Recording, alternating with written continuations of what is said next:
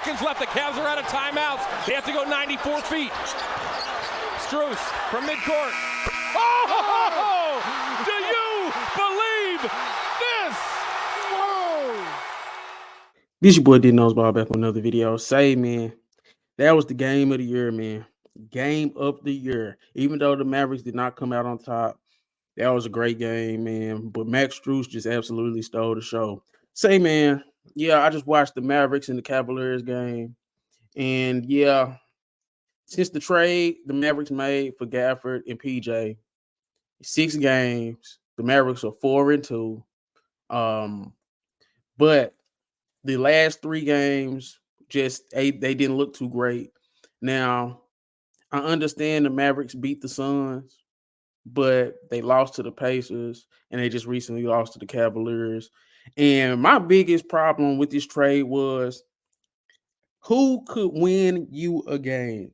I feel like PJ or Gafford could win you a game.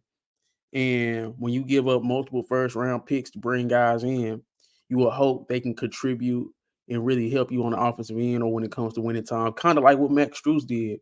I don't see that happening for PJ. I don't see that happening for Gafford, who's been pretty much out the rotation since the Spurs game. But my biggest thing has been in these last few games, since the Wizards game, it really hasn't been no Mavericks. It's only been 3 to 4 Mavericks getting double figures. Of course, Luka and Kyrie. And then you have the occasional PJ Washington, Tim Hardaway here and there. Everybody else, even the Suns, they getting 7 guys in double figures. The Pacers getting 6 to 7 guys in double figures. Cavaliers getting 5 to 6 guys into double figures, and the Mavericks had 3 guys in double figures against the Cleveland Cavaliers. We know what Luka and Kyrie gonna do. They gave you 75 points. They gave you 75 points. They combined for 75 points against the Cleveland Cavaliers, man. You can't ask no more from them.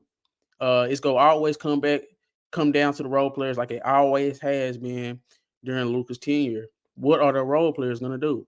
And over the last few games, they haven't gave you nothing. So I told people to slow down after the Thunder win, because the Thunder win, I think it was pretty much like seven guys was in double figures, something like that. And then you beat the Wizards, you beat the Spurs, and you end up beating the Suns. But losing to the Pacers and the Cavaliers kind of brought the Mavericks back to reality, because it's the same problem still exists. The Mavericks are back to they're back to their old ways. The same problem still exists.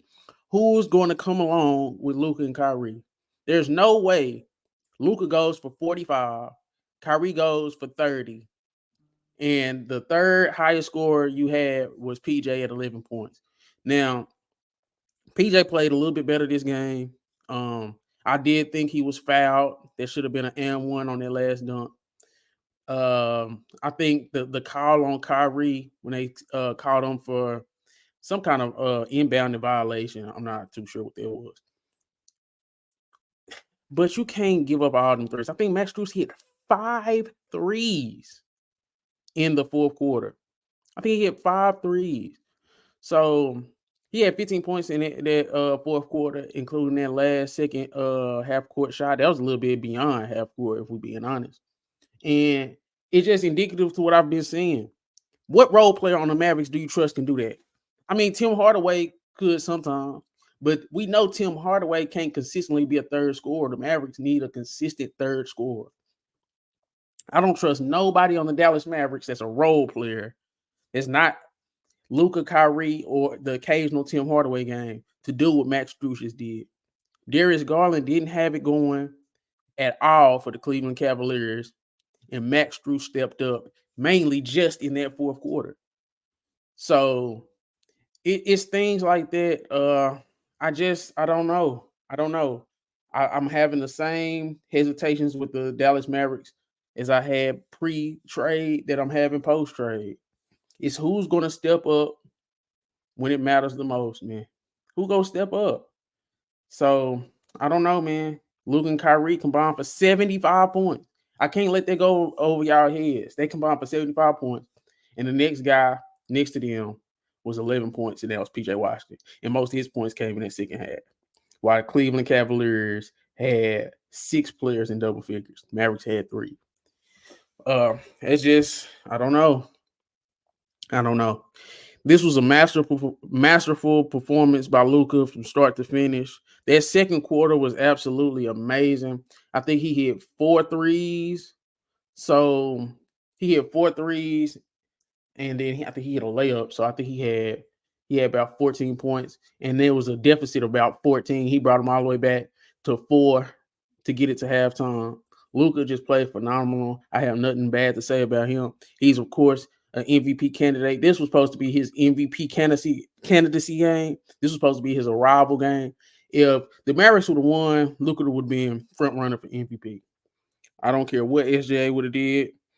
Luka would have been front runner for MVP for at least for this week, because what he did in that second quarter when the Cavaliers just really cut everybody water off, Luka he's special, bro.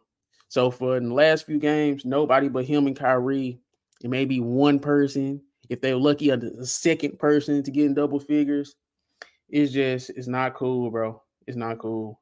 Because like I said, in the Pacers game, who had double figures? It was outside of Luka and Kyrie, Josh Green and Tim Hardaway. Josh Green had 14, Tim Hardaway had 11.